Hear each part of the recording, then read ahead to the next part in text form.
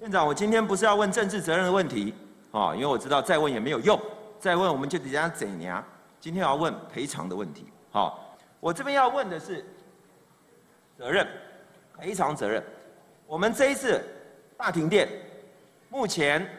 原来台电所提出来的是有补偿机制，叫高压用户扣抵基本电费3%。然后呢，这一次王部长也说工业跟家庭用电打95折，超过6个小时打9折，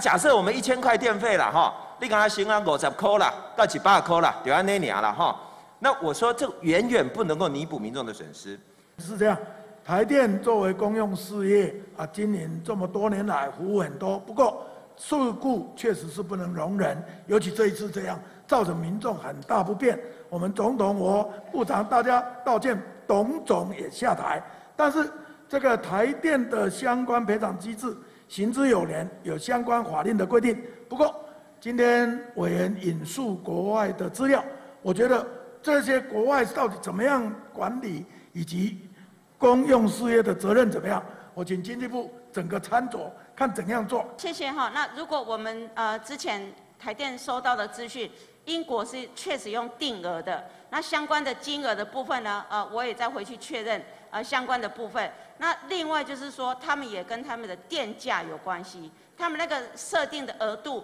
跟他们收的电价也有相对的比例关系。